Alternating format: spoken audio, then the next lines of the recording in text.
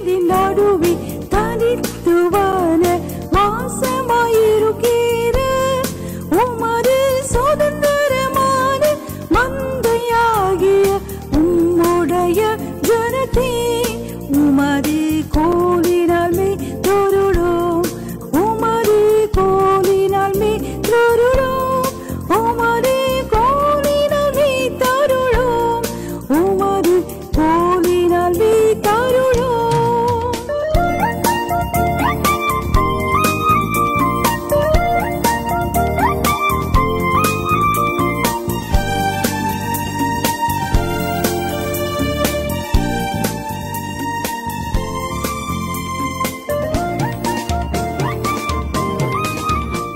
இப்படித்தான் நடக்க வேண்டும். must walk like this. 1 யோவான் 2 அதிகாரம் 6 வசனம். 1 John chapter 2 verse 6. அவருக்குள் நிலைத்திருக்கிறேன் என்று சொல்லுகிறவன், அவருக்குள் நிலைத்திருக்கிறேன் என்று சொல்லுகிறவன், he that saith he abides in him, அவருக்குள் நிலைத்திருக்கிறேன் என்று சொல்லுகிறவன் அவர் நடந்தபடியே தானும் நடக்க வேண்டும். ought himself also so to walk even as he walked. It's a must. ought, நடக்க வேண்டும். There's no option. நீ கிறிஸ்துவுக்குள் இருக்கிறேன் என்று சொல்லுவாயானால் நீ அவர் நடந்தபடி தான் நடக்க வேண்டும். It's not a guidance, it's not a counsel, it's not a suggestion. It is a must. வேறு சாய்ஸ் கிடையாது. கிறிஸ்துவுக்குள் நிலைத்திருக்கிறேன் என்று சொல்லுகிறவன் அவர் நடந்தபடியே நடக்க வேண்டும். கொலோசையர் 2:6, Colossians chapter 2 verse 6. ஆகையால் நீங்கள் கர்த்தராகிய கிறிஸ்து இயேசுவை ஏற்றுக்கொண்டபடியே அவருக்குள் வேர் கொண்டவர்களாயும் அவர் மேல் கட்டப்பட்டவர்களாயும் அவருக்குள் நடந்து கொண்டு. நம்ம அவருக்குள்ளே இருக்கணும். நம்ம அவருக்குள்ளே இருக்கணும். அப்போ நம்ம அவருக்குள்ளே இருந்தால் நம்ம பார்க்குறவங்க யாரை பார்க்குறாங்க? இயேசுவை பார்க்குறாங்க. இஃப் ஐ ஆம் in Christ, those who see me will see Christ. ஏன்னா நான் அவருக்குள்ளே தானே இருக்கிறேன். நான் அவருக்குள்ளே இருக்கிறனால என்னை பார்க்கிறவர்கள் அவரை பார்க்கிறார்கள். நான் அவருக்குள்ளே நடக்க வேண்டும். It's a prerogative, it's a must, it's not a choice. நடக்க வேண்டும். இங்கிலீஷில் ought. ought-ங்கிறது இட்ஸ் ஸ்ட்ராங்கர் தென் மஸ்ட். செய்தான் ஆகணும், வேறு வழி இல்லை. பிரியமானவர்களே, ஒரு எப்படி நடக்கணும் குறிப்புகளை மாத்திரம் வேகமாக சொல்லி கடந்து போகிறேன். ரோமர் 6 அதிகாரம் 4 வசனத்தில் வாசிக்கணும். ரோமர் 6:4. மேலும் பிதாவின் மகிமையினாலே கிறிஸ்து மரித்தோரிலிருந்து எழுப்பப்பட்டது போல நாமும் புதிதான ஜீவன் உள்ளவர்களாய் நடந்து கொள்ளும்படிக்கு, நாமும் புதிதான ஜீவனுள்ளாய் நடந்து கொள்ளும்படி அவருடைய மரணத்திற்குள்ளாக ஞானஸ்நானத்திலே கிறிஸ்துவுடனே கூட அடக்கம் பண்ணப்படும். எப்படி நடக்கணும்? With a newness of life. பழைய மனுஷன் மரித்து போனான், பழைய மனுஷன் அடக்கம் பண்ணியாச்சு. இனி பழைய வாழ்க்கை முறை நடக்கிறது அப்படின்னா 1 2 3 லெஃப்ட் ரைட் லெஃப்ட், அந்த நடையல். My behaviour, my life style. என்னுடைய லைஃப் ஸ்டைல் அப்படின்னு சொல்லும்போது என்னுடைய outer life style, the way I comb my hair, the way I dress, the way I adorn myself, and also my personal life, the smile, the kindness, that love. எப்படி நான் behave பண்ணுறேன், நான் எப்படி behave பண்ணுறேன்? There should be a total change in my behavior, in my lifestyle, in my walk, என்னுடைய வாழ்க்கை முறை. அதில் ஒரு பெரிய மாற்றம் வரணும். நான் கிறிஸ்துவுக்குள்ளாக நிலைத்திருக்கிறேன், நான் கிறிஸ்துவனுடையவன், கிறிஸ்துவுக்குள்ளாக இருக்கிறேன், பேப்டிசம் எடுத்துட்டேன், I am baptised into Christ, கிறிஸ்துவுக்குள்ளாக நான் ஞானஸ்நானம் பெற்றுட்டேன், இயேசுவை ஏற்றுக்கொண்டேன் என்று சொன்னால் நீங்கள் புதிதான ஜீவன் உள்ளவர்களாக நடக்க வேண்டும். கர்த்தருடைய பரிசுத்த நாமத்துக்கு மகிமை உண்டாவதாக. கர்த்தர் நல்லவர், அவருடைய கிருபை இரக்கங்களுக்காக கர்த்தரை ஸ்தோத்திரிக்கிறேன். Number 1, with newness of life. Number 2 வாசிக்கிறோம். ரோமர் 8:1 வாசிங்க. Romans chapter 8 verse 1. ஆனபடியால் ஆ, கிறிஸ்து இயேசுக்குட்பட்டவர்களாயிருந்து ஆனபடியால் கிறிஸ்து இயேசுவுக்கு உட்பட்டவர்களாய் இருந்து மாம்சத்தின்படி நடவாமல் ஆவியின்படியே நடக்கிறவர்களுக்கு ஆக்கினை தீர்ப்பு ஆவியின்படி நடக்கணும். நம்முடைய பிஹேவியரை ஆவியானவர் கண்ட்ரோல் பண்ணணும். ஏன் மாம்சத்தின்படி நான் விரும்புகிறபடி நான் விரும்புகிறேன், எனக்குன்னு ஒரு சாய்ஸ் இருக்காதா? இனி கிடையாது. ஏன் மாம்சம் விரும்புகிறதல்ல. இப்போ என்னுடைய சாய்ஸ் என்ன? ஆவியானவர் நடத்தணும். எனக்குள்ள அந்த சத்தம் கேட்கணும். ஆவியானவர் எனக்குள்ளாக இருந்து கைட் பண்ணணும். நம்ம ஆலோசனையை பற்றி பார்த்தோம். எப்படி எனக்கு கர்த்தருடைய ஆலோசனை கிடைக்கும்? ஒரு குறிப்பு என்ன? ஆவியானவர் என்ன நடத்துவார், உள்ளந்திரியங்களை உணர்த்துவார். அதனால தான் நம்ம வாசிக்கிறோம். அதே ரோமர் 8ஆம் அதிகாரம் 4ஆம் வசனம் வாசிங்க. ரோமன் 8:4. மாம்சத்தின்படி நடவாமல் ஆவியின்படி நடக்கிற நம்மிடத்தில் நியாயப்பிரமாணத்தின் நீதி நிறைவேறும்படிக்கே அப்படி செய்தார். பிரியமானவர்களே, இன்றைக்கு திரும்பவும் சொல்கிறோம், ஒரு பேய்த்தனத்துக்கு அடுத்த உபதேசம் நமக்கெல்லாம் பிரமாணம் கிடையாது. திரும்ப திரும்ப அதை நான் அண்டர்லைன் பண்ணுறேன். அது பேய்த்தனத்துக்கு அடுத்த உபதேசம். நான் ஆவியின்படி நடந்தால் நான் என் அறியாமல் நீதியின் பிரமாணத்தை நிறைவேற்றுவேன். இப்போ ஒரு சுச்சுவேஷன் வருது, பொய் சொல்லணும்னு எனக்குள்ள ஒரு தூண்டுதல் இருக்குது. என் மாம்சம் பொய் சொன்னால் தப்பிச்சிக்கலான்னு. ஆவியானவர் சொல்கிறார், நீ பொய் சொல். ஆவியானவர் பொய் சொல்லிட்டு வா, பொய் சொல்லிட்டு தப்பிச்சுக்க, நான் மன்னிச்சிடுறேன்னு சொல்லுவாரா? சொல்ல மாட்டார். பொய் சொல்லாது, நான் அவன் கூட இருக்கேன். நான் என்ன பேசணுமோ அது எனக்கு ஆவியானவர் உணர்த்துவார். அப்போ நான் ஆவியினால் நடத்தப்பட்ட என்ன பண்ணுவேன்? நான் அறியாமல் நியாயப்பிரமாணத்தை நிறைவேற்றுவேன். பிரியமானவர்களே, அப்பா அம்மா வச்சு வயசான காலத்தில் பார்க்குறது கஷ்டமாக இருக்குது. எங்கேயாவது கொண்டு தனியாக ஒரு காட்டுக்குள்ளே விட்டு வந்துடலாமா? என்ன பண்ணலாம்? ஒரு தலையணை வச்சு அப்பா அம்மா அமுக்கி கொண்டுடலாமா? என்ன பண்ணலாம்? என்னால் பார்க்க முடியாது. சரி, ஏதாவது ஒரு அனாதை இல்லத்தில் போய் சேர்த்து விடுவோமா? என்ன செய்யலாம்? நான் யோசிக்கிறேன். என்னை ஆவியானவர் நடத்துவாரானால் என் பெற்றோர் என்னை எப்படி கனம் பண்ண வேண்டுமோ அப்படி கனம் பண்ணுவேன். எப்படி ஆலோசனை தருவார். அப்போது நான் எப்படி நடக்கணும்? இனி என் மாம்சம் விரும்புகிறபடி அல்ல, ஆவியின்படி நடக்கிற நாம் ஆவியினாலே நீதி தேவனுடைய நீதியை நிறைவேற்றுவோம். நல்ல மனசில் புரிஞ்சுக்கோங்க. கலாத்தியர் 5:16 கூட வாசித்து கடந்து போவோம். கலாத்தியர் 5:16. பின்னும் நான் சொல்லுகிறது என்னவென்றால், ஆவிக்கு ஏற்றபடி நடந்து கொள்ளுங்கள், அப்பொழுது மாம்ச இச்சையை நிறைவேற்றாதிருப்பீர்கள்.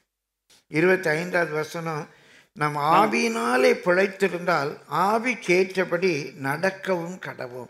அப்போ நம்மள ஒரு ஹோலி ஸ்பிரிட் லீடிங் நமக்கு வேணும். நம்ம கிறிஸ்துவுக்குள் இருக்கிறோம் என்றால் புதிதான ஜீவன் உள்ளவர்களாய் நடக்கணும்.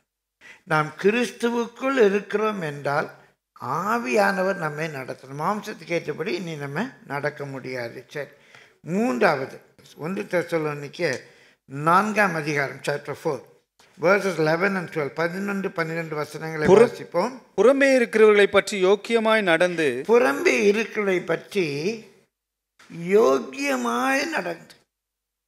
நம்ம ஸ்கூலில், நம்ம காலேஜில், நம்ம ஒர்க் ஸ்பாட்டில், நம்ம குடியிருக்கிற இடத்துல புறம்பே இருக்கிறாங்க. அவங்கெல்லாம் பாவிகள், அவங்க வெளியே இருக்கிறாங்க. நம்ம காலேஜில் ஃப்ரெண்ட்ஸ் இருக்காங்க, நம்ம ஸ்கூலில் இருக்காங்க, நம்ம ஒர்க் ஸ்பாட்டில் இருக்கிறாங்க, நம்ம குடும்பத்தை ரட்சிக்கப்படாதவங்க இருக்கிறாங்க. அவங்களுடைய விஷயத்தில் யோக்கியமாய் நடந்து ஒன்றிலும் உங்களுக்கு குறைவில்லாது இருக்கும்படிக்கு, ஒன்றிலும் அவங்களை குற்றப்படுத்தக்கூடாது. குறைவில்லாது இருக்கும்படிக்கு நாங்கள் உங்களுக்கு கட்டளையிட்டபடியே அமைதியுள்ளவர்களாய் இருக்கும்படி நாடவும், உங்கள் சொந்த அலுவல்களை பார்க்கவும். பிரியமான எல்லா மத்தியிலும் கொஞ்சம் குவைட்டா இருங்க. சும்மா பந்தா கட்டாதீங்க, கெத்து கட்டாதீங்க, சும்மா கத்திரி கட்டாதீங்க. கொஞ்சம் குவைட்டா இருங்க. மற்றொரு மத்தியில் யோக்கியமாக நடந்து கொள்ளுங்க. பிரியமானவர்களே, உங்கள் சொந்த அலுவல்களை பார்க்கவும், உங்கள் சொந்த வேலையை பாருங்க. பிரியமான, மைண்ட் யுவர் ஓன் பிஸ்னஸ். மற்றவங்க பிஸ்னஸில் தலையிடாதீங்க. அவங்களுக்கு உதவி செய்கிறது வேறு. இங்கே சபைக்கு வர்றவங்களுக்கு கூட சொல்கிறேன், மைண்ட் யுவர் ஓன் பிஸ்னஸ். சிலலாம் உண்மையாக எங்களுக்கு ஒரு வேதனையான சூழ்நிலை இருந்துச்சு. மற்றவங்க விஷயத்தில் தலையிடுறது, கமெண்ட் அடிக்கிறது, இன்னும் உனக்கு இன்னும் பிள்ளை இல்லையா, இல்லை என்ன உனக்கு இன்னும் கல்யாணம் ஆக முடியும், அவங்க தங்கச்சிக்கு இன்னும் கல்யாணம், என்ன உங்கள் பிள்ளைய பற்றி நீங்கள் என்ன அக்கறை இல்லாமல் இருக்கீங்களா, நொந்து நூலாக போகிறாங்க. சும்மா எதையாவது பேசணுமேன்னு வளர்றது, ஒரு 5 நிமிஷம் கூட ஜெபிக்கிறது கிடையாது. அப்படி ஒரு சிலர் எல்லாம் ஆண்டவர் விளக்கின, அவங்க இல்லைங்கிறது வருத்தம் தான். ஆனாலும் எப்போ பார்த்தாலும் அவங்களால உடைக்கப்பட்டு எங்கிட்ட வந்து ஜனங்கள் அழுவாங்க. வேதம் தெளிவாக சொல்லுது, உன் வேலையை பாரு. அவங்க குழந்தைக்காக ஜெபிச்சேன்னா நீ வீட்டில் ஜெபம் பண்ணு. என்ன இல்லையா, என்ன இல்லை கேட்டு என்ன பண்ண போகிறோம்? ஜெபம் பண்ணுங்க. கல்யாணம் ஆகணும் இல்லையா, ஜெபம் பண்ணுங்க. உங்கள் சொந்த வேலையை பாரு, அமைதலாக இருங்க. அது கிறிஸ்துவனுடைய அடையாளம். என்ன பேசணும்னு தெரியாமல் மற்ற குத்தி கிளறி இல்லை, வேண்டவே வேண்டாம், வேண்டவே வேண்டாம். ஒரு சகோதரர் நல்ல உலகத்தில் உதவியாக இருந்தவர், அவருடைய மனைவி ஒரு வியாதியை வெளியே அவரால் சொல்ல முடியும், மனநிலையில் பாதிக்கப்பட்டிருந்தாங்க. அவங்க சபைக்கு வர முடியலை. அவங்ககிட்ட போய் கேட்க, ஏன்னா அவங்க வீட்டில் வரல? ஏன்னா அவங்க வீட்டில் விட்டு வர. அவர் சொல்லி எல்லாம் அவங்களுக்கு உடம்பு சரியில்லை. முழுமையாக சொல், என்ன உடம்பு சரியில்லை, உடம்பு சரியில்லை, வர உடம்பு சரியில்லைங்க, என்ன செய்யுது? அவர் சொல்ல முடியலை. இந்த ஒரே காரணத்தினால அவர் பதில் சொல்ல முடியலைன்னு சொல்லி இந்த சபை விட்டு வேறு எங்கேயோ போனார், அங்கேயும் அவர் போக முடியல. இன்றைக்கு அவர் கிறிஸ்துவை விட்டு விலகி இருக்க எவ்வளோ ஊழியம் செய்தார். அது காரணம் என்ன?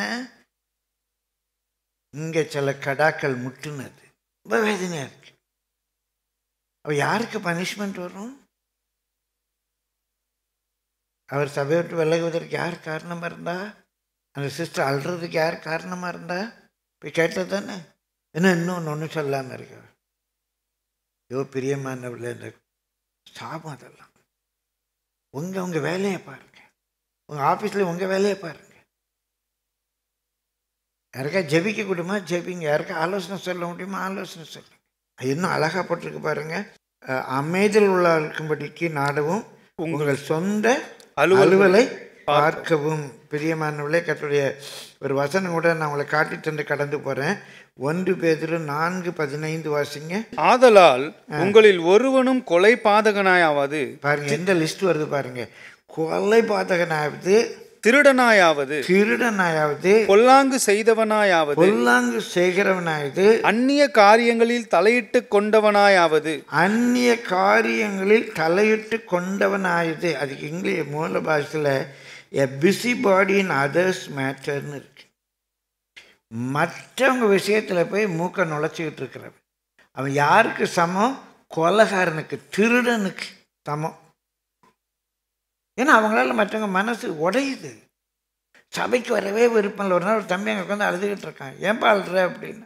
அங்கே ஐயா எனக்கு சபைக்கு வரவே பிடிக்கல. ஏன்? வந்தோன்னு கேட்காங்க, உங்கள் அக்கா கல்யாணம் ஆகலை, நீ என்னடா பண்ணுறீங்க? என் அக்கா கல்யாணம் ஆகலை, நான் என்ன பண்ணுறது?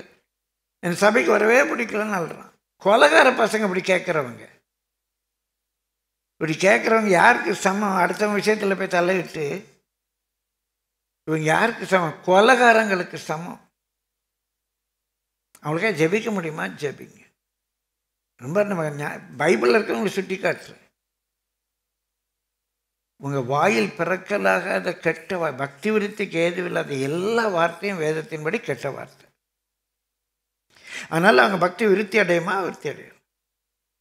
என்ன அவங்க பொண்ணுக்கு கல்யாணம் ஆகலையா? அந்த பெற்றோரே வேதனையில் நொந்து நூலாக இருக்காங்க. அவங்ககிட்ட போய் கேட்குறது, என்ன அப்படி கம்முன்னு இருக்கீங்க? நீ கம்முன்னு இரு, அது பெட்டர். அவங்கள போய் என்ன கம்முன்னு இருக்கீங்க? பெரியம்மாள் எப்படி இருக்கக்கூடாதான்? கொலை பாதகனாவது, திருடனாவது, பொல்லாங்கு செய்கிறவனாவது, அந்நிய காரியங்களில் தலையிட்டு கொள்கிறவனாவது இருக்காது. பிஸி பாடி இன் அதர்ஸ் மேட்டர்ஸ்ன்னு இருக்கு. பிரியமானவர்களே, கர்த்தருடைய பரிசுத்த நாமத்துக்கு மகிமை உண்டாவதாக. அப்போ நம்ம யோக்கியமாய் நடந்து, ரோமர் 13:13 கூட வாசிங்க. களியாட்டும் வெறியும் வேசித்தனமும் காம விகாரமும் வாக்குவாதமும் பொறாமையும் உள்ளவர்களாய் நடவாமல் பகலிலே நடக்கிறவர்கள் போல சீராய் நடக்க கடவும். சீராய் நடக்க கடவும். Decently in a very decent way நடந்துக்கோங்க. நம்ம கிறிஸ்துக்குள்ளே இருக்கிறோம்னா முதலாவது புதிதான ஜீவன் உள்ள வித் நியூனஸ் ஆஃப் லைஃப் நடக்கணுமா. ரெண்டாவது ஆவிக்கேற்றபடி நடக்கணுமா. மூன்றாவது டீசெண்டாக நடந்து என்ன பேசணும், என்ன பேசக்கூடாது, எப்படி பேசணும், யார்கிட்ட எப்படி, குறிப்பாக புறம்பாயிருக்கள் குறித்து ரொம்ப நம்ம பிஹேவியர் டீசெண்டாக இருக்கணும். உங்கள் ஸ்கூலில், உங்கள் காலேஜில், உங்கள் உறவுகள் மத்தியில், சபையில் உங்கள் நடக்க சீராக இருக்க வேண்டும். It's a must. நான்காவது, பிரியமானவர்களே, எபேசியர் 4:1 வாசிங்க. எபேசியர் 4. ஆதலால் கர்த்தர் நிமித்தம் கட்டுண்டவனாகிய நான் உங்களுக்கு சொல்லுகிற புத்தி என்னவெனில், நீங்கள் அழைக்கப்பட்ட அழைப்புக்கு பாத்திரவான்களாய் நடந்து. 1 கொரிந்தியர் 7:17 கூட வாசிங்க. 1 கொரிந்தியர் 7:17. தேவன் அவனவனுக்கு பகிர்ந்தது எப்படியோ, கர்த்தர் அவனவனை அழைத்தது எப்படியோ, அப்படியே அவனவன் நடக்க கடவன். உங்களுடைய அழைப்புக்கு பாத்திரம். தேவன் 3 காரியங்களுக்கு, அழைப்பு குறித்து இன்னொரு நாள் பேசுகிறேன். அவர் நம்மை பரிசுத்தத்திற்கென்று அழைத்திருக்கிறார். நம்ம அழைத்த அழைப்பு பரிசுத்தத்துக்கென்று. பரிசுத்தத்துக்கென்றால் செப்பரேட்டட் அன்டு ஹிம். அவருக்காக பிரிந்து வாழ்கிற ஒரு வாழ்க்கைக்காக அழைத்திருக்கிறார். Set apart for him. அவருக்காக அர்ப்பணிக்கப்பட்ட ஒரு வாழ்க்கைக்காக தான் அழைத்திருக்கிறார். பரிசுத்தத்திற்கென்று அழைத்திருக்கிறார். பரிசுத்த அழைப்பினாலே அழைத்திருக்கிறார். அதுதான் நம்ம அழைத்திருக்கிறார். அந்த அழைப்புக்கு பாத்திரவாங்க. என்ன, அவர் பரிசுத்தத்துக்கென்று அழைத்திருக்கிறார். அந்த அழைப்புக்கு நான் பாத்திரவானாக நடந்து கொள்ள வேண்டும். அதுதான் திரும்ப சொல்கிறார் பாருங்க. 1 கொரிந்தியர் 7:17 வாசித்தோம். நம்மளை எப்படி அழைத்திருக்கிறாரோ அப்படி அவர். அதே போல் நம்முடைய வரங்கள், கிருபைகள் தந்திருக்கிறார். ஒருவருக்கு டீச் பண்ணுற கிருபை இருக்கும், ஒருவருக்கு பாடுற கிருபை இருக்கும், ஒருவருக்கு இந்த மீடியாவில் கிருபை இருக்கும், ஒருவருக்கு சமைக்கிற கிருபை இருக்கும். பிரியமானவர்களே, அவங்க அழைப்புக்கு தக்க பாத்திரராக நடந்து கொள்ளுங்க. உங்களுக்கு தந்திருக்க கிருபையை பயன்படுத்துங்க. நான் அப்படி இல்லையே இப்படி இல்லையேன்னு நினைச்சேன். எல்லாரும் அப்படி இருக்க முடியாது. எல்லாருக்கும் எல்லார் கிருபையும் இருக்காது. உங்களுக்கு கற்றுக் கொடுத்த கிருபைக்கு ஏற்றபடி நீங்கள் நடந்து கொள்ளுங்க. எல்லாவற்றுக்கும் மேலாக அவர் நம்மை பரிசுத்தத்துக்கென்று அழைத்து இருக்கிறார். பரிசுத்தமாக நடந்து கொள்ளுங்க. சரி, 5வதுக்கு சீக்கிரமாக போவோம். எபேசியர் 5:2. கிறிஸ்து நமக்காக தம்மை தேவனுக்கு சுகந்த வாசனையான காணிக்கையாகவும் பலியாகவும் ஒப்பு கொடுத்து நம்மில் அன்பு கூர்ந்தது போல நீங்களும் அன்பிலே நடந்து கொள்ளுங்கள். நீங்கள் அன்பிலே நடந்து கொள்ளுங்க. அன்பிலே நடந்து கொள்ளுங்க. உங்கள் வீட்டில் அன்பில் நடந்து கொள்ளுங்க. கணவன் மனைவிட்டு அன்போடு நடந்து கொள்ளுங்க. மனைவி கணவன்ட்டு அன்போடு நடந்து கொள்ளுங்க. பெற்றோர் பிள்ளைகள்கிட்ட அன்பாக நடந்து கொள்ளுங்க. பிள்ளைகள் பெற்றோர்கிட்ட அன்பாக நடந்து கொள்ளுங்க. பிரியமானவர்களே, உங்கள் உறவுகள்கிட்ட அன்பாக நடந்து கொள்ளுங்க. சபையில் அன்பாக நடந்து கொள்ளுங்க. வேலை ஸ்தலத்தில் அன்பாக நடந்து கொள்ளுங்க. ரொம்ப ஈஸியாக இருக்குல்ல சொல்கிறது. அன்பாக நடங்க, அன்பாக நடங்க, அன்பாக நடங்க. Walk in love, walk in love. அன்பாக நடந்து கொள்ளுங்க. என்ன ஈஸியாக இருக்குது. அன்பாக நடந்து கொள்ளுங்க. அன்பாக நடக்கிறது எப்படியா? இப்போ தான் இருக்குது காரியம். வாசிங்க திரும்ப அந்த வசனம். கிறிஸ்து நமக்காக தம்மை தேவனுக்கு சுகந்த வாசனையான காணிக்கையாகவும். கிறிஸ்து நமக்காக தம்மை தேவனுக்கு சுகந்த வாசனையான காணிக்கையாகவும் பலியாகவும் ஒப்பு கொடுத்து நம்மில் அன்பு கூர்ந்தது போல நீங்கள். ஒரு நிமிஷம் திரும்ப ஒரு தடவை வாசிங்களேன். கிறிஸ்து நமக்காக. அப்ப நீங்க உங்க அப்பாவுக்காக, உங்க அம்மாவுக்காக, உங்க மனைவிக்காக, உங்க பிள்ளைகளுக்காக, சொல்லிட்டே போல உங்க அப்பா அம்மாவுக்காக, உறவுகளுக்காக கிறிஸ்து நமக்காக தம்மை தேவனுக்கு சுகந்த வாசனையான காணிக்கையாகவும் பலியாகவும் ஒப்பு கொடுத்து. பிரியமான சுகந்த வாசனை வரணும்னா சாம்பிராணிய நெருப்புல போட்டாதான் சுகந்த வாசனை வரும். பலினா கொன்று தோலை உரிச்சி துண்டு துண்டா வெட்டி அந்த பலிபீடத்து நெருப்புல வச்சு எரிச்சா தான் ஆண்டவருக்கு வாசனையா இருக்கும். இயேசு எப்படி பலியானாரு? அடிச்சு தோலை கிழிச்சு கையில காலில் ஆணி அடிச்சு சிலுவையில தொங்க விட்டு அப்ப ஜெபிக்கிற, ஆண்டவரே தெரியாம செஞ்சுட்டாங்கப்பா, மன்னிச்சிருங்கப்பா அப்படின்னு அந்த பலிபீடத்துல தன்னை முற்றுமா எரிக்க ஒப்பு கொடுத்து அன்பு கூர்ந்தது போல நீங்க இப்ப அன்பா நடக்கணும்னா காணிக்கையாய் பலியாய் ஒப்பு கொடுக்க ஆயத்தமா இருக்கணும். அந்த வலி வேதனையை தாங்க ஆயத்தமா இருக்கணும். என் பிள்ளைக்காக, எங்க அப்பா அம்மாவுக்காக, என் உறவுகளுக்காக நான் அன்பு செய்யறதுக்கு கொஞ்சம் எனக்கு அடி விழுந்தாலும் பரவாயில்ல, வேதனைப்பட்டாலும் பரவாயில்ல, அன்புல நடக்கணும். அப்படின்னா கிறிஸ்து நடந்தது போல நடக்கணும்னா என்னை பலியாய் காணிக்கையாய் நான் ஒப்பு கொடுக்க ஆயத்தமா இருக்கணும். பலிபீடத்தில் ஏற ஆயத்தமா இருக்கணும். அப்படி இல்லாம நான் அன்புல நடக்கவே முடியாது. ஒரு சாக்ரிஃபைஸ், அதுதான் பலியக்கு தான் தியாகம்னு சொல்லுவாங்க.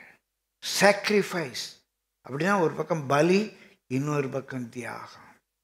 ஒரு தியாகம் இல்லாம, ஒரு இழப்பு இல்லாம, ஒரு இழப்பை சம்மதிக்காம, நான் விரும்புகிறபடி எல்லாம் செய்யணும், நான் விரும்புகிறபடி என் மனைவி நடக்கணும், எது சரியோ அப்படி நடக்கட்டும்.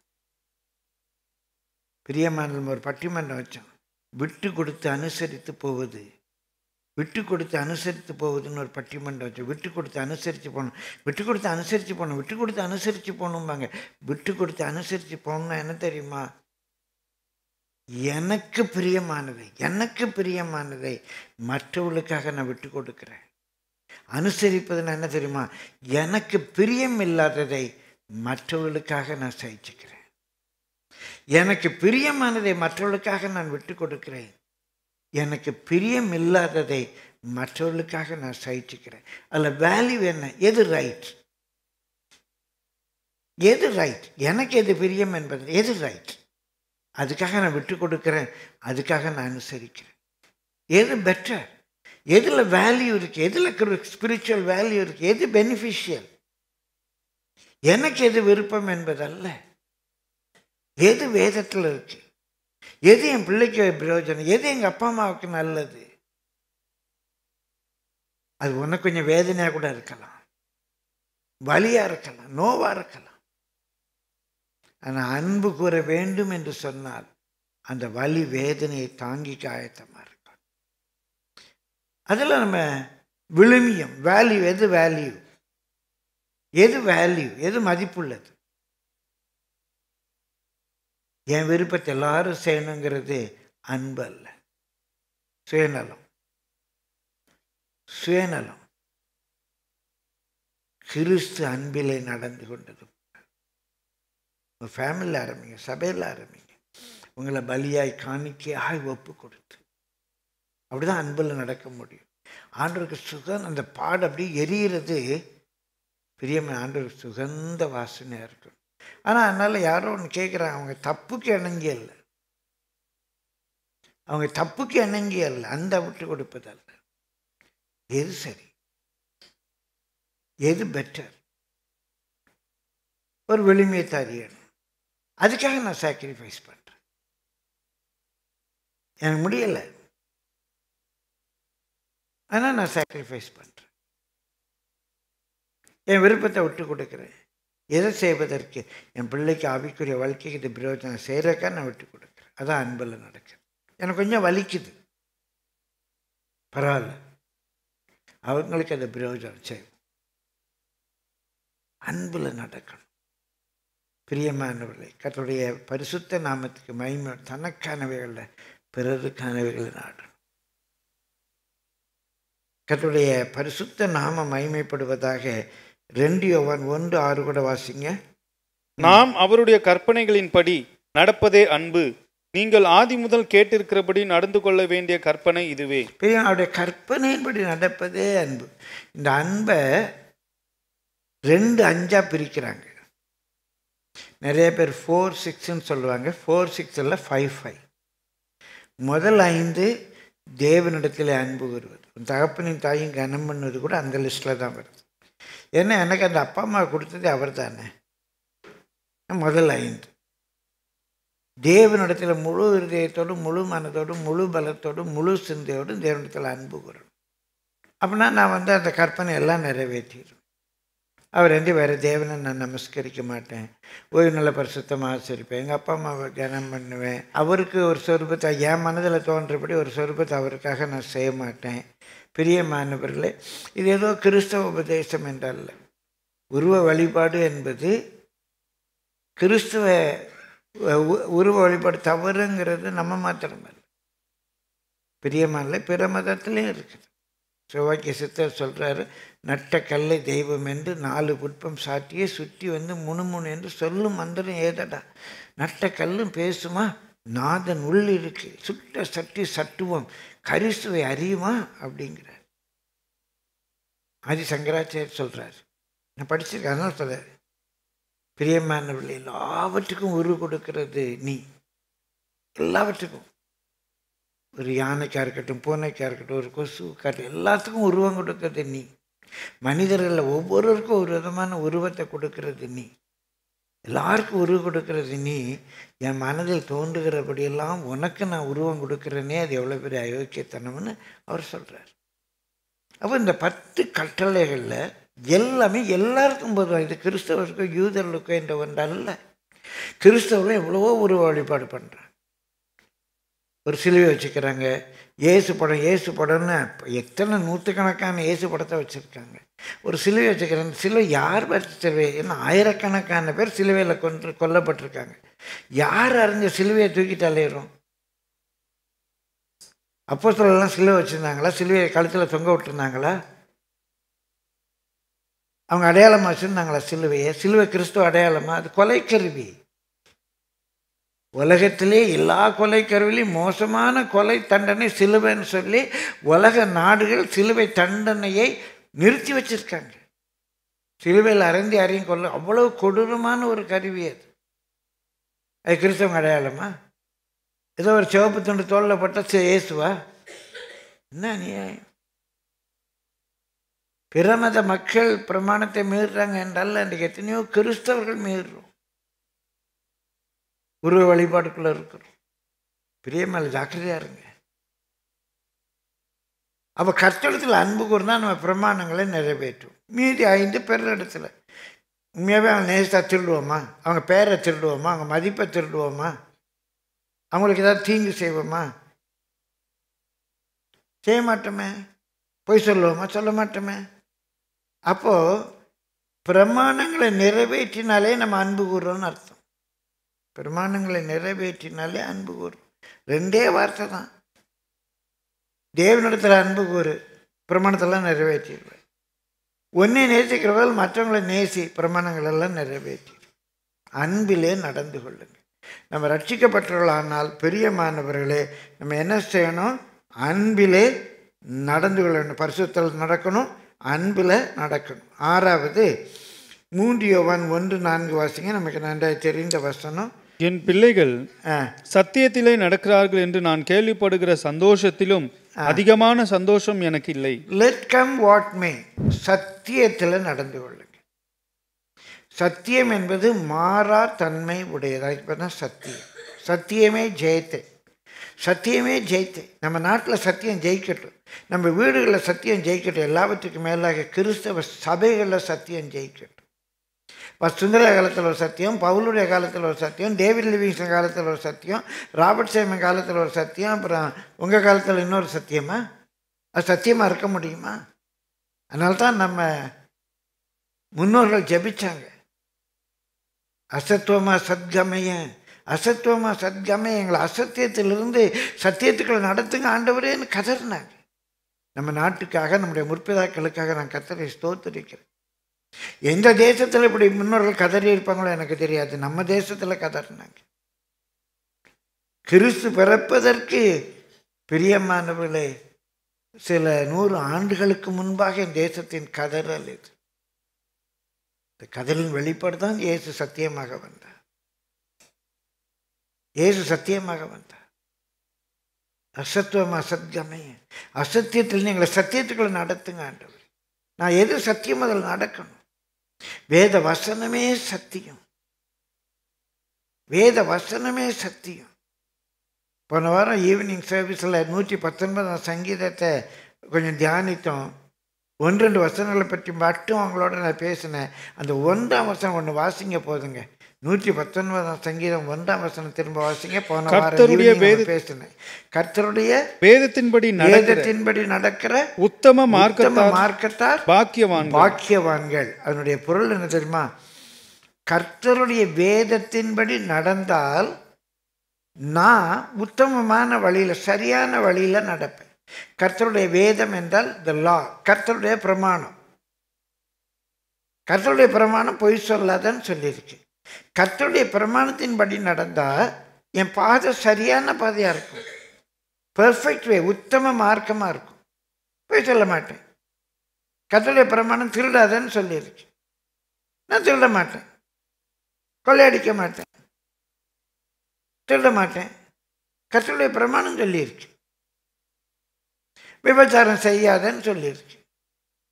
திருமண உறவுக்கு வெளியே, திருமணம் ஆகும் முன்போ திருமணம் ஆன பின்போ, திருமணம் என்ற உறவு இல்லாமல் ஒரு எதிர்பாலின ஈர்ப்புக்கு விலகி இருப்பேன். என் வழி உத்தமமாக இருக்கும். அப்போ கர்த்தருடைய வேதத்தின்படி நான் நடந்தாலே என் வழி உத்தமமான வழியாக இருக்கும். என் வழி உத்தமம். இது கிறிஸ்தவங்களுக்கு அல்ல, யூதர்களுக்கு அல்ல, எல்லாருடைய மனதில் அது எழுதியிருக்கிறார். ஆனால் நம்ம எல்லாரும் பாவம் செய்து தேவ மகிமையாற்றலாம். இப்போ அவங்க இயேசுவை நம்பலை, கிறிஸ்துவை நம்பலை, இந்த தேவன் நம்பலை, தேவனையே நம்பலைன்னு வச்சுக்கோங்க. இறை நம்பிக்கையே இல்லாத ஒரு அம்மா, ஒரு நாத்திக அம்மா வச்சுக்கோங்க, இறைவனே நம்பலை. அவங்க பிள்ளை பொய் சொன்னால் சரிம்பாங்களா? அது அவள் இஷ்டம், அவள் பொய் சொல்லட்டும் அப்படின்னு விடுவாங்களா? இல்லையே, பொய் சொல்லாதம்பாங்களே. ஒரு இறை நம்பிக்கையே இல்லாத ஒருவர், அவங்க மனைவி விபச்சாரம் பண்ண ஒத்துக்குவாரா? அது அவள் விருப்பம், அவள் விருப்பத்தின்படி போட்டு நான் என் விருப்பத்தின்படி போகிறேன்னு சொல்லுவாரா? அப்போ இங்கேயோ தெரியுதில்ல, அது செய்யக்கூடாதுன்னு தெரியுதில்ல. அது யார் எழுதுனா மனதில்? ஏன் அந்த எண்ணம் மனசுக்குள்ளே வந்துச்சு? ஆனால் அதை செய்கிறோம் இல்லை. ஒரு 2 வயசு பிள்ளை, அம்மா சொல்லியிருக்காங்க இந்த சாக்லேட் எடுக்காத, அங்கே இருக்கட்டும், எடுக்காதுன்னு சொல்லிட்டு போயிருக்காங்க. அந்த பிள்ளை எடுத்து சாப்பிட்டுட்டு அம்மா கேட்காங்க, நீ எடுத்தியா மகளை? யார் சொல்லி கொடுத்தா போய் சொல்ல சொல்லி? அந்த பிள்ளைக்கு யார் சொன்னா? அந்த பிள்ளைக்குள்ளே இருக்கு, அந்த பிள்ளைக்குள்ளே இருக்கு. ஆனால் பொய் சொல்லக்கூடாதுங்கிற ஒரு மனசாட்சி வளர வளர வருது, தெரியுது. ஆனால் பொய் சொல்கிறோம். பிரியமான பிரமாணங்கள், சத்தியம் எல்லார் மனதில் எழுதப்பட்டிருக்கு. நம்ம கர்த்தருடைய வேதத்தின்படி நடந்தால் நம்ம வழி உத்தமமாக இருக்கும். நம்ம வழி உத்தமமாக இருந்தால் நம்ம பாக்கியவான்களாக இருப்போம். we will be enviably happy. கடந்த வாரம் யூத் மீட்டிங்கில் அதை தான் பிள்ளைங்களுக்கு சொல்லிக் கொடுத்தேன். அவன் கான்சியஸ் லெவல்லே அது இருக்கணும்னா கர்த்தருடைய வேதத்தின்படி நடக்கிறேன். அப்படி நடந்தால் என் வழி எப்படி இருக்கும்? உத்தமமாக இருக்கும். உத்தமமாக இருந்தால் நான் எப்படி இருப்பேன்? பாக்கியவானாக இருப்பேன். பாக்கியவானா நான் என்வியபிளி ஹாப்பியாக இருப்பேன். ரொம்ப சிம்பிளுங்க. அப்போ நம்ம ரட்சிக்கப்பட்டோம், கிறிஸ்துக்குள்ளே இருக்கிறோன்னு சொன்னால் நம்ம சத்தியத்தின்படி நடக்கணும். ஒரு 6 காரியம் பார்த்துட்டோம். 7வது எபேசியர் 2:10 வாசிங்க. எபேசியர் 2:10. ஏனெனில் நற்கிரியைகளை செய்கிறதற்கு நாம் கிறிஸ்து இயேசுக்குள் சிருஷ்டிக்கப்பட்டு தேவனுடைய செய்கையாக இருக்கிறோம். அவைகளில் நாம் நடக்கும்படி அவர் முன்னதாக அவைகளை ஆயத்தம் பண்ணி இருக்கிறார். நற்கிரியைகளில் நடக்கணும், டூயிங் குட் ஒர்க்ஸ். பிரியமானவர்களே, இன்றைக்கு சில இடங்களில் இந்த மாடர்ன் பெண்டெகாஸ்டில் அதிகமாக நற்கிரியைகளே இல்லை. எல்லாம் ஒரு சுயநலத்துக்குள்ளே இருக்க மாதிரியே தெரியுது. ஆனால் அதுக்கு முன்பாக நம்ம தேசத்து கிறிஸ்தவம் வந்தபோது அவங்கெல்லாம் நற்கிரியைகள் செய்கிறதுக்கே வந்தாங்க. மிஷனரிமார் வெறுமனே மதத்தை பரப்ப வரலை, நற்கிரியைகள் செய்கிறதுக்காக வந்தாங்க. பிரியமானவர்களே, 4ஆம் வகுப்பு வரைக்கும் ஒரு பள்ளிக்கூடத்தில் படித்தேன், சாரா டக்கர் ஹை ஸ்கூல் அப்படின்னு சொல்லிட்டு. அது பெண்கள் பள்ளி. 4ஆம் வகுப்பு வரைக்கும் பிள்ளைகள், ஆண் பிள்ளைகள் படிக்கலாம். பிரியமானவர்களே, அது இந்தியாவிலேயே முதல் பெண்கள் பள்ளி இந்த சாரா டக்கர் தான். அவங்க அந்த சேரா டக்கருங்கிற அம்மா ஒரு ஹேண்டிகேப். தமிழில் மடிப்பிச்சம், போய் மடிப்பிச்சை எனக்கு கொஞ்சம் பிச்சை போட்டுங்க யாருக்காவது உதவி செய்கிறதுக்கு மடிப்பிச்சை எடுப்பாங்க. அப்படி அவங்க ஒரு ஊனமுற்ற சகோதரி. சொல்ல பயன்படுத்த விரும்பலை, இன்றைக்கு மாற்றுத்திறனாளிங்கிற ஒரு சொல்ல பயன்படுத்துகிறோம். அவங்க ஏறத்தாழ நம்ம பிள்ளைகள், இங்கே உள்ள பெண் பிள்ளைகள், இவங்களை படிக்க வைக்கணுங்கிறதுக்காக ஏறத்தாழ பிச்சை எடுத்து அந்த சேரத்தக்கர் ஹைஸ்கூலில் பெண்களுக்காக உருவாக்கினேன். அன்றைக்கு அந்த மிஷினரிமாருடைய வாழ்க்கையெல்லாம் தியாக வாழ்க்கை. இங்கே மதத்தை பரப்பன்ட்டு வரல, மதத்தை பரப்புன்னு வரல, எவ்வளவோ தியாகத்தோடு செய்த. கிடல் பண்ணுவாங்க அவங்க, என்னது சோப்பு சூப்பு சால்வேஷன்பாங்க. சோப்பு கொடுப்போம், அப்புறம் சூப்பு கொடுப்போம், அப்புறம் ரட்சிப்புகள் நடத்துவாங்க. கொடுங்க சோப்பு கொடுங்க. குளிக்க வசதி இல்லாதுங்க, இந்த அருவியில் குளிக்கக்கூடாது, நீ இந்த ஜாதிக்காரன் இந்த குணத்தில் குளிக்கக்கூடாது, இந்த கிணறு கெட்டு போயிடும் அப்படின்னு அவங்கள குளிக்க வச்சாங்கல்ல. நீங்கள்லாம் ட்ரெஸ் போடக்கூடாது, இந்த பெண்கள் ரவிக்கப்படக்கூடாது அப்படின்னு பெண்களை ரவிக்கப்பட வச்சாங்கல்ல. நற்கிரிகள் தானே செய்தாங்க. சோப்பு கொடுங்க, தப்பா? இல்லாதவங்களுக்கு சூப்பு கொடுங்க, தப்பா? நற்கிரிகள் செய்கிறதுல சோர்ந்து போகாது. உங்கள் குடும்பத்தில், உங்கள் சபையில், நீங்கள் இருக்கிற பிராந்தியத்தில் ஏதாவது ஒன்று, இந்த மாடி சும்மா இருக்கு அப்படின்னு சொல்லி நம்ம பிள்ளைங்களுக்கு இந்த கர்மியல் கற்க கசடார அப்படின்னு அந்த ஸ்கீம் ஆரம்பித்தோம். அந்த போய் அந்த அப்ஸ்டர்ஸ் ஹாலு, எல்லாருக்கும் தனித்தனி டேபிள் சேரு, அவங்களுக்கு ஒரு சூப்பர்வைசர், ஃபேனு, அப்படி அமைதியாக உட்காந்து பிள்ளைங்க படிக்கிறாங்க. சில நேரம் சும்மா மாடியில் போய் பார்ப்பேன், உண்மையாகவே கண்கலங்கின நேரம் உண்டு.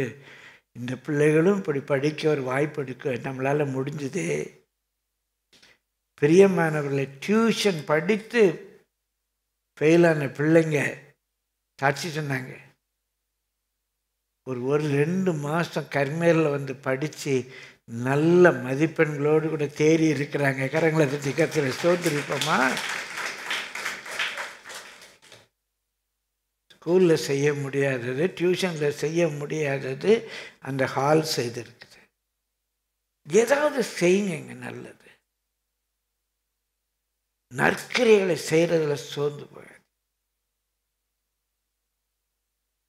ஏதாவது குட் ஒர்க்ஸ். நான் சாரணர் இயக்கத்தில் இருந்தேன். அதில் எனக்கு ரொம்ப அந்த வாஞ்சை வந்தது. என் ஸ்கார்ஃபில் முடிச்சு போடணும் காலையில், குட்டான் அதை முடித்து ஏதாவது நல்லது செஞ்சால் தான் அந்த முடிச்சு அவுக்கலாம். டெய்லி ஏதாவது நல்லது செய்யணும், இன்றைக்கி ஏதாவது நான் நல்லது செய்யணும். அந்த வாஞ்சை இன்றைக்கு அநேகருடைய உள்ளத்தில் அற்று போயிட்டு, ஏதாவது நம்ம அதற்காகவே அவருக்குள்ளே சிருஷ்டிக்கப்பட்டிருக்கிறோம். அதற்காகவே அவருக்குள்ளே சிருஷ்டிக்கப்பட்டிருக்கிறோம். 1000 பேர் 1000 சொல்லிட்டு சோப் சால்வேஷன் கேலி பண்ணட்டும். அந்த சோப்பு அவங்களுக்கு கொடுத்த சந்தோஷம் தானே, அந்த சூப்பு கொடுக்குற சந்தோஷம் தானே. இந்த அருவி தண்ணியில் குளித்தா அந்த தண்ணி கெட்டு போயிடும்னு ஒதுக்கி வைக்கப்பட்டவங்க தானே நம்மெல்லாம். அந்த மிஷினரி மாதிரி தானே அந்த அருவியில் குளிக்கிறதுக்கு நமக்கு இடம் வாங்கி கொடுத்தாங்க. நல்லது இல்லையா அது? அப்போ நம்ம ஏதாவது நல்லது செய்வோம். அன்றைக்கு சாராட்டக்க பிச்சை எடுத்து இந்த பள்ளிக்கூடத்தை கட்டினாங்களே, இன்றைக்கி அநேகர் காசு சம்பாதிக்கிறதுக்காகவே பள்ளிக்கூடம் நடத்திட்டு இருக்காங்களே. பிள்ளைங்கள்லாம் படிக்கணும், இலவச கல்வியை கொண்டு வந்தது. அதனால் நிறைய பேர், எத்தனை பேர் அவங்க மதம் மாற்றிட்டாங்க. சரியான புரிந்து கொள்ளுதல் இல்லாமல் சொல்லுவாங்க, விட்டுருவோம். அந்த தியாகம் சபை நடுவே, அந்த தியாகிகளுக்காக நான் கர்த்தரை ஸ்தோத்திரிக்கிறேன். பெரியம்மா, நான் படித்த ஜான்ஸ் காலேஜுடைய மாட்டோ, அகவிரல் அகற்றி அறிவொளி வீசு. Lead as from darkness to light. பைபிளில் தான் எடுத்து போட்டாங்க. பிரியமான தமஸ்மா ஜோதிர்கமே உபனிஷத்தில் இருக்கு. Lead as from darkness to light. இருளில் எங்களை வெளிச்சத்துக்குள்ளே நடத்தும். அதான் எங்கள் காலேஜுடைய மாட்டு, ஜான்ஸ் காலேஜுடைய மாட்டு. பிரியமானவர்களே, காசு சம்பாதிப்பதற்காக ஜான்ஸ் காலேஜை உருவாக்கலை. ஆனால் இந்த ஜான்ஸ் காலேஜிலிருந்து எத்தனையோ ஊழியர்கள், அதில் ஒரு சிறியவன் நான், எவ்வளோ ஊழியர்கள் எழும்பி இருக்கிறாங்க. இருக்கட்டும் பிரியமான, நீங்களும் நற்கிரிகள் செய்கிறதில் சோர்ந்து போகாதீங்க. ஏதாவது நற்கிரிகள் செய்யும். அன்றைக்குள்ள மிஷினரிமார் ஆஸ்பத்திரி வச்சாங்க, பணம் சம்பாதிக்க ஆஸ்பத்திரி வச்சாங்க. இன்றைக்கி ஆஸ்பத்திரினாலே பணம் சம்பாதிக்கிறது. அன்றைக்கு அவங்க ஆஸ்பத்திரி வச்சாங்க எதுக்காக? பணம் சம்பாதிக்கிறதுக்கா? கல்வி நிறுவனங்களை நிறுவனாங்க பணம் சம்பாதிக்கிறதுக்கா? இல்லையே. நாமளும் நற்கிரியைகளை செய்வதில் சோர்ந்து போகாதிருக்கு. கர்த்தர் நல்லவர். சொல்லிட்டே போல என்னால் இந்த டாப்பிக்கை நிறுத்த முடியாது. பிரியமலை 8வது, இது ரொம்ப முக்கியமானது. 1 யோவான் 1:6-7 வாசிங்க. 1 John chapter 1 verses 6 and 7. நாம் அவரோடு ஐக்கியப்பட்டவர்கள் என்று சொல்லியும் இருளிலே நடக்கிறவர்களாயிருந்தால் சத்தியத்தின்படி நடவாமல் பொய் சொல்லுகிறவர்களாயிருப்போம். அவர் ஒளியில் இருக்கிறது போல நாமும் ஒளியிலே நடந்தால் ஒருவரோடு ஒருவர் ஐக்கியப்பட்டிருப்போம். அவருடைய குமாரனாகிய இயேசு கிறிஸ்துவின் ரத்தம் சகல பாவங்களையும் நீக்கி நம்மை சுத்திகரிக்கும். பிரியமானவர்களே, ரொம்ப ரொம்ப முக்கியமானது, நம்ம ஒளியில் நடக்கணும், லைட்டில் நடக்கணும். நம்ம வாழ்க்கை டிரான்ஸ்பரண்டாக இருக்கும். அந்த 7ஆம் வசனம் திரும்ப வாசிங்க. அவர் ஒளியில் இருக்கிறது போல நாமும் ஒளியிலே நடந்தால் ஒருவரோடு ஒருவர் ஐக்கியப்பட்டிருப்போம். நல்லா கவனிங்க எல்லாரும், என்ன கொஞ்சம் பாருங்க, எல்லாம் கொஞ்சம் பாருங்க. இப்போ கணவன் ஒளியில் நடக்கிறான், மனைவி ஒளியில் நடக்கிறான். கணவன் எப்படி நடக்கிறான்னு மனைவிக்கு தெரியும், மனைவி எப்படி நடக்கிறான்னு கணவனுக்கு தெரியும். கணவன் இருட்டில் நடக்கலை, எல்லாம் டிரான்ஸ்பரண்டாக செய்கிறான். மனைவி இருட்டில் நடக்கலை, எல்லாம் வெளிப்படையாக செய்கிறா. 2 பேரும் ஐக்கியப்பட்டு இருப்பார்கள். அங்கதாங்க ஐக்கியம் வரும். திரும்ப அந்த வசனம் வாசிங்க. நாமும் ஒளியிலே நடந்தால், நாம் ஒளியிலே நடந்தால் ஒருவரோடு ஒருவர் ஐக்கியப்பட்டிருப்போம். அங்கதான் ஐக்கியம் வரும். எனக்கு மறைவாக என் மனைவி ஒன்று செய்வார்களே ஆனால் அவர்களுக்கு மறைவாக நான் ஒன்று செய்வேனே ஆனால் எப்படி ஐக்கியம் வரும்? பெற்றோர்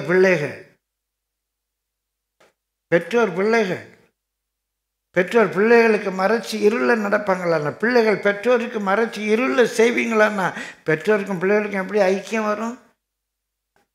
அவன் எங்கே போகிறான்னு தெரியாது, மொபைலில் என்ன பார்க்கான்னு தெரியாது, யார் ஃப்ரெண்ட்ஸுன்னு தெரியாது. எப்படி பெற்றோருக்கும் பிள்ளைகளுக்கும் ஐக்கியம் வரும்? பாஸ்டருடைய வாழ்க்கை இருட்டில் இருந்தால் பாஸ்டருக்கும் விசுவாசிக்கும் எப்படி ஐக்கியம் வரும்?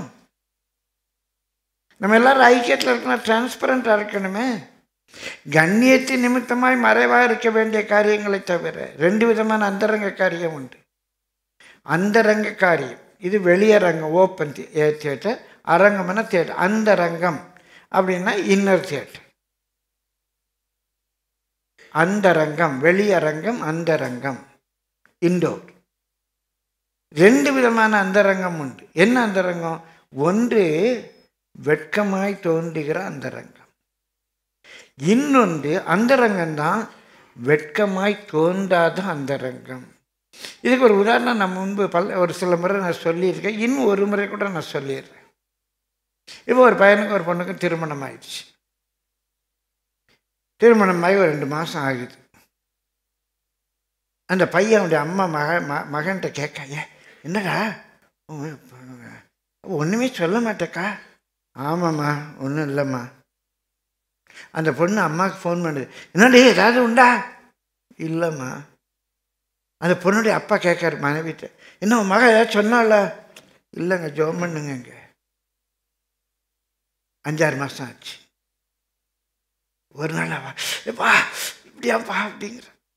அவன் ரொம்ப சந்தோஷமா, அம்மா நீ பாட்டியாக போகிறம்மா, நீ பாட்டியாக போகிறம்மா. அது நமக்கு ஒரே சந்தோஷம். ஒருவே புருஷன் சொல்லுது, நீங்கள் தாத்தாவாக போகிறீங்களா? அவள் அம்மாவுக்கு ஃபோன் பண்ணுறா, அம்மா இந்த மாதிரிம்மா. அப்படியா, ஒரே சந்தோஷம். பையன் ஓடியா, ஏய் நீ மாமாவாக போகிறடா, எங்கள் அக்கா ஃபோன் பண்ணாடா. அப்படியா, குடும்பமே சந்தோஷப்படுது. அந்த பிள்ளைக்கு திருமணம் என்ற ஒரு காரியம் நடக்கலை. திருமணம் என்ற ஒரு காரியம் நடக்கலை. ஒரு நாள் காலையில் அம்மாட்ட சொல்லுமா, இந்த மாதிரிம்மா. இல்லை இந்த மாதிரி. அப்படியே அப்பா டாக்டர்கிட்ட போய் பார்ப்போம். ஹாஸ்பிட்டலில் போய் என்னன்னு பார்ப்போம். பார்த்தா சொல்கிறாங்க இந்த மாதிரி இருக்கு. அடப்பா என்னடி பண்ண, இப்படி நீ தலையில் போட்டு அடிக்கிறாங்க. புருஷன் போய் இந்த மாதிரி நடந்துச்சுங்க, வெட்டு கொத்துங்கிறான். ஐயோ பையனுக்கு தெரிஞ்ச வெட்டியே போடுவாங்க. ரெண்டும் அந்தரங்கத்தில் நடந்த சம்பவம் தான். அதனுடைய விளைவு ஒன்று தான். ஆனால் ஒன்று மகிழ்ச்சியாக இருக்குது. ஆனால் அதே காரியம் அந்தரங்கத்தில் நடக்கும்போது இன்னொன்று வெக்கம், கேவலம், அவமானம். அந்தரங்கம் தவற அல்ல, அது வெட்கமாய் தோன்றுகிற அந்தரங்கமா, அது மகிழ்ச்சியை தருகிற அந்தரங்கமா. தனிப்பட்ட வாழ்க்கையில் ரொம்ப ஜாக்கிரதையாக இருக்கு. இது வெளியே வரும்போது அதனுடைய ரிசல்ட் மகிழ்ச்சியா, அதனுடைய ரிசல்ட் வேதனையா? பிரியமானவர்களே, கர்த்தருடைய பரிசுத்த நாமத்துக்கு மகிமை உண்டாவதாக. ரொம்ப ரொம்ப முக்கியமானது, நம்ம ஒளியில் நடக்கணும். அந்தரங்கம் வேண்டாம் என்று சொல்லலை. அந்த அந்தரங்கம் வெளியரங்கமாகும்போது வெட்கத்தை தருமானால் பவுல் சொல்றாரு, வெட்கமாய் தோன்றுகிற அந்தரங்க கிரியைகளை நாங்கள் வெறுத்து, வெட்கமாய் தோன்றுகிற அந்தரங்க கிரியைகளை வெறுத்து நம்ம ஒளியில் நடக்கணும். குறிப்பாக உங்கள் குடும்பத்தில் ஆரம்பிங்க. இது சொல்ல கர்த்தர் எனக்கு கிருபை தந்திருக்கிறார், அதற்காக கர்த்தரை ஸ்தோத்திரிக்கிறேன். பிரியமானவர்களே, 25 வயதில் திருமணம் பண்ணும்போது நான் கொடுத்த வார்த்தை, நான் ஏற்றுக்கொண்ட வார்த்தை, எதுவும் நமக்குள்ள மறைவு கிடையாது. கர்த்தர் இத்தனை ஆண்டுகளாக கிருபை தந்திருக்கிறார். பெற்றோர் பிள்ளைகள் சொல்லுங்க, ஒளிவு மறைவு இருக்கக்கூடாது. ஒளியில் நடந்த ஐக்கியம் உண்டாகும். ஒருவரோடு ஐக்கியப்பட்டிருப்போம். நான் மறைச்சு செய்வேன்னா, புருஷன் மறைச்சு செய்வாருன்னா அந்த புருஷனுக்கு மனைவி எப்படி ஐக்கியம் வரும்? ஏதோ ஒன்றா வாழ்வாங்க. இந்த காரியத்தை மறைக்கிறவன் எத்தனை காரியத்தை மறைப்பான்? வாங்குற சம்பளத்தை மறைக்கிறான். அப்போ அவன் இன்னொரு பொண்ணோட உள்ள உறவை எப்படி சொல்லுவான்? அதையும் தான் மறைச்சி வைப்பான். ஒரு காரியத்தை மறைக்கிறவன் 4 காரியத்தை மறைப்பான். என்ன சம்பளம் வாங்குறவன் மனைவிக்கு தெரியாது. மனைவி எங்கே போகிறா, யாரோட பழகிறா, யாருக்கு ஃபோன் பேசுகிறா, புருஷனுக்கு தெரியாது. குடும்பமாது? குடும்பமாது இல்லையே. நம்ம ஒளியில் நடக்க தீர்மானிங்க. நேரங்கிறது வேகமாக கடந்து போகிற நம்ம ஒளியில் நடக்கிறது மாத்திரமல்ல. எபேசியர் 5:8 கூட வாசிங்க. எபேசியர் 5. முற்காலத்தில் நீங்கள் அந்தகாரமாய் இருந்தீர்கள், இப்பொழுதோ கர்த்தருக்குள் வெளிச்சமாய் இருக்கிறீர்கள். வெளிச்சத்தின் பிள்ளைகளாய் நடந்து கொள்ளுங்கள். வெளிச்சத்தில் நடப்பது மாத்திரமல்ல, நீங்களே வெளிச்சமாக நடந்து கொள்ளுங்க. மற்றவங்களுக்கு வெளிச்சம் தாங்க. பிற ஊழியம் செய்யும்போது மற்றவங்களுக்கு வெளிச்சம் தாரு. நான் வெளிச்சத்தில் நடப்பது மாத்திரம் இல்லை, இயேசுடைய வெளிச்சத்தில் நடக்கிறேன், வசன வெளிச்சத்தில் நடக்கிறேன். பிரியமானவர்கள், அவர்கள் ஒளியை பகைக்கிறபடினால என்ன விரும்பலைங்கிறார் இயேசு. அவங்க இருளை விரும்புகிறபடினால என்ன பகைக்கிறாங்கங்கிறார். நான் ஒளியில் நடக்கிறது மாத்திரமல்ல, நானே ஒளியாக மாற வேண்டும். குடும்பத்துக்கு ஒளியாக இருங்க. உங்கள் பிள்ளைகள் உங்கள் வெளிச்சத்தில் நடக்கட்டும். உன் மகன் உன்னை ஃபாலோ பண்ணானா எங்கே போவான்? நரகத்துக்கு போவானா, பரலோகத்துக்கு போவானா? ஒரு லைட்டில் அவன் நடந்தானா என்ன ஆகும் முடிவு? Very very important topic. கர்த்தருக்கு ஸ்தோத்திரம். நேரங்கருதி முடிக்கிறேன். வாசிங்கள் 9வது எபேசியர் 5ஆம் அதிகாரம் 15-16. ஆனபடியினாலே நீங்கள் ஞானமற்றவர்களைப் போல நடவாமல் ஞானமுள்ளவர்களைப் போல கவனமாய் நடந்து கொள்ள பார்த்து, நாட்கள் பொல்லாதவைகளானதால் காலத்தை பிரயோஜனப்படுத்திக் கொள்ளுங்கள். பிரியமான, ஞானம் உள்ளவர்களைப் போல நடந்து கொள்ளுங்க. ஞானமாக நடந்து கொள்ளுங்க. இது ஒரு தனி டாபிக். எப்படி ஞானம் வரும்? ஞானத்தை எப்படி எப்படி நம்ம பெற்றுக்கொள்ள முடியும்? ஞானம்னா என்ன? பிரியமானல ஒரு உயரிய இலக்கு, அந்த இலக்கை அடைவதற்கு குறைவான எளிய பிரயாசம், பிரியமானவர்களே சரியான முறை, அந்த முறையில் அந்த இலக்கை நம்ம அடையிறோம்னு சொல்லி பார்த்துருக்கோம். இப்போ நேரம் இலக்குள்ள போகுது. ஆனால் ஞானம் உள்ளவர்களாய் காலத்தை பிரயோஜனப்படுத்திக்கோங்க. போனால் வராது. எப்படியா காலத்தை பிரயோஜனப்படுத்திக்கொள்ளுங்க. ஞானம் உள்ளவர்களாக நடந்து கொள்ளுங்க. பிரியமலை கொலோசியர் 4:5 கூட வாசிக்கிறோம். கொலோசியர் 4:5. புறம்பே இருக்கிறவர்களுக்கு முன்பாக ஞானமாய் நடந்து காலத்தை பிரயோஜனப்படுத்திக் கொள்ளுங்கள். ஞானமாய் நடந்து காலத்தை பிரயோஜனப்படுத்திக் கொள்ளுங்க. 9 பார்த்துட்டோம். இன்னும் ஒன்றை கூட சொல்லி நம்ம ஜபிப்போம். வாசியுங்கள். கொலோசியர் 1:10. கொலோசியர் 1:10. சகலவித நற்கிரியைகளுமாகிய கனிகளை தந்து, நற்கிரியெல்லாம் செய்ய தீர்மானிச்சிட்டோம். சகலவித நற்கிரியைகளுமாகிய கனிகளை தந்து, தேவனை அறிகிற அறிவில் விருத்தி அடைந்து, தேவனை அறிகிற, இன்னும் அவரை பற்றி அறியணுமே, இன்னுமே அறியணுமே, இன்னுமே கிட்டி சேரணுமே, அவருக்கு என்ன பிடிக்கும் என்ன பிடிக்காதுன்னா எப்படி வாழ்ந்தால் அவருக்கு பிரியமா இருக்கும், அவரை அறிகிற அறிவில் விருத்தி அடைந்து, கர்த்தருக்கு பிரியமுண்டாக அவருக்கு பாத்திரமாய் நடந்து கொள்ளவும். கர்த்தருக்கு பிரியமுண்டாக அவருக்கு பாத்திரமாய் நடந்து கொள்ள. A vessel pleasing God. A vessel pleasing God. கர்த்தருக்கு பிரியமுண்டாக அவருக்கு பாத்திரமாக நடந்து கொள்ளணும். 1 தெசலோனிக்கேயர் 2:11-12 வாசியுங்கள். மேலும் தம்முடைய ராஜ்யத்துக்கும் மகிமைக்கும் உங்களை அழைத்த தேவனுக்கு நீங்கள் பாத்திரராய் நடக்க வேண்டும். தேவனுக்கு பாத்திரராய் நடக்க வேண்டும் என்று தகப்பன் தன் பிள்ளைகளுக்கு சொல்லுகிறது போல நாங்கள் உங்களில் ஒவ்வொருவனுக்கும் புத்தியும் தேறுதலும் எச்சரிப்பும் சொன்னதை அறிந்திருக்கிறீர்கள். நானும் ஒரு தகப்பனாக தகப்பன் தன் பிள்ளைகளுக்கு புத்தி சொல்றது போல உங்களுக்கு சொல்றேன், நீங்கள் கர்த்தருக்கு பாத்திரராய் நடக்க வேண்டும் என்று. வாசிங்க. 1 தெசலோனிக்கேயர் 4:1.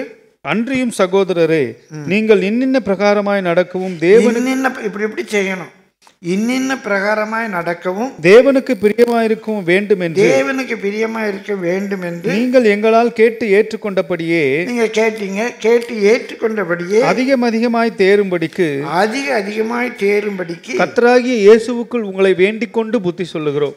வேண்டிட்டு ரெக்வெஸ்ட் பண்ணி புத்தி சொல்றேன். நீங்க கேட்டுக்கொண்ட இன்னென்ன விதமா இன்னென்ன பிரகாரம் நடக்கணும் நீங்க கேட்டுக்கிட்டீங்க. அப்படி கர்த்தருக்கு பிரியம்னா செய்யுங்க.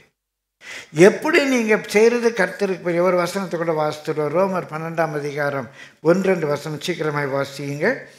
ரோமர் 12:1-2. அப்படி இருக்க சகோதரரே, நீங்கள் உங்கள் சரீரங்களை பரிசுத்தமும் தேவனுக்கு பிரியமுமான ஜீவ பலியாக உங்கள் சரீரங்களை பரிசுத்தமும் தேவனுக்கு பிரியமான உங்க சரீரத்தை, உங்க பாடியை பரிசுத்தமும் தேவனுக்கு பிரியமான ஜீவ பலியாக. நீங்க போய் இரத்த சாட்சியெல்லாம் மறிக்க வேண்டாம். உயிரோடு உள்ள ஒரு பலினா வலி இருக்கும், வலி இருக்கும். நீங்க ஒரு ஜீவ பலியாக ஒரு சரீரத்தை ஒப்பு கொடுக்க வேண்டும் என்று தேவனுடைய இரக்கங்களை முன்னிட்டு உங்களை வேண்டிக் கொள்ளுகிறேன். கெஞ்சி கேட்கிறேன். பவுல் சொல்றார், நானும் சொல்றேன், வேண்டிக் கொள்றேன். அது மூல மொழியில கெஞ்சி கேட்கிறேன். தேவனுடைய இரக்கங்களை முன்னிட்டு உங்கள்கிட்ட கெஞ்சி கேட்கிறேன்.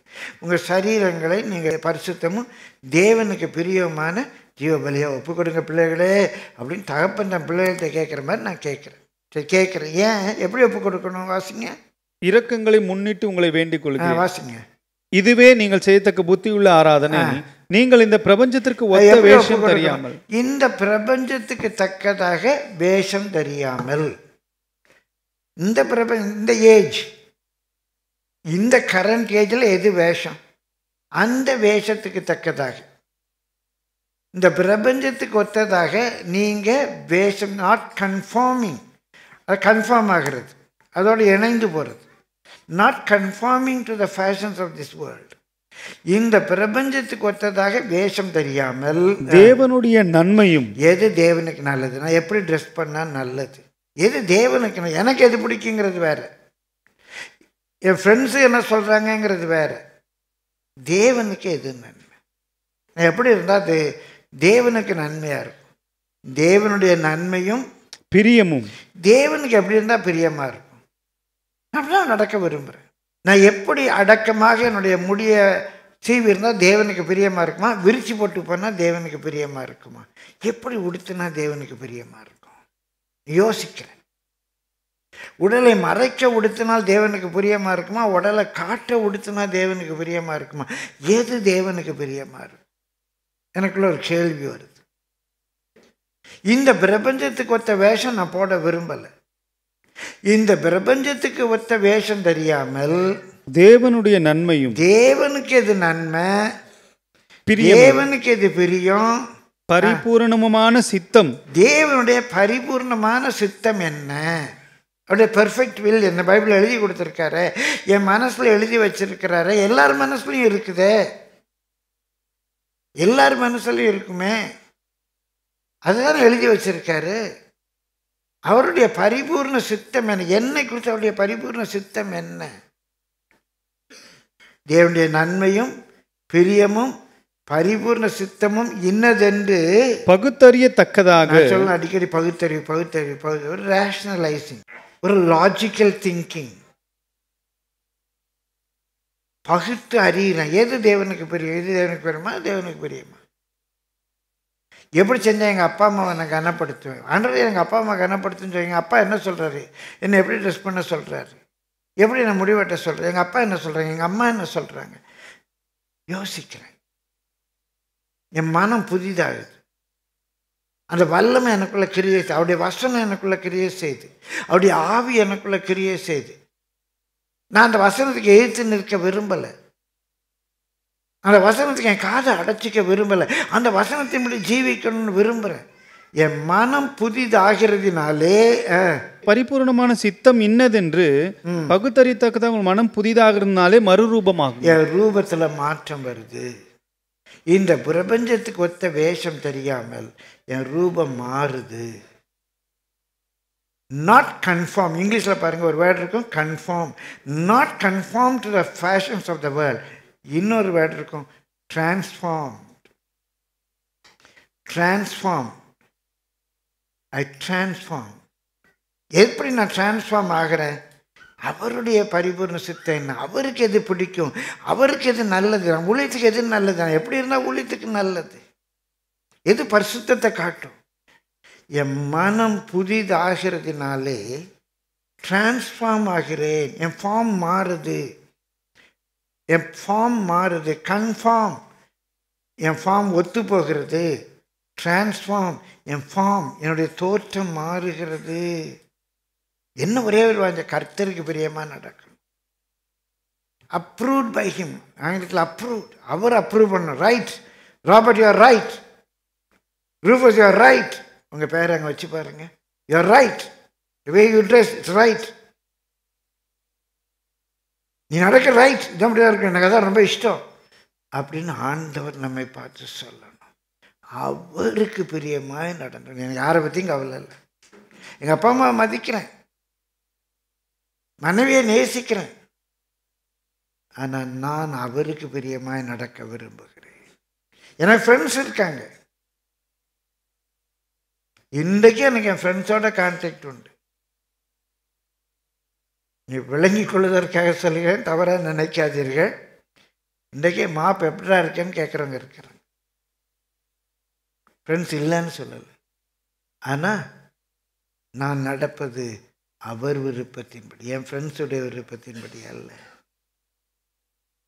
21 வயதில் ரட்சிக்கப்பட்ட கர்த்தர் இந்த கிருபையை தந்தார். இந்த 10 காரியங்களை உள்வாங்குங்க. Let this be your behaviour.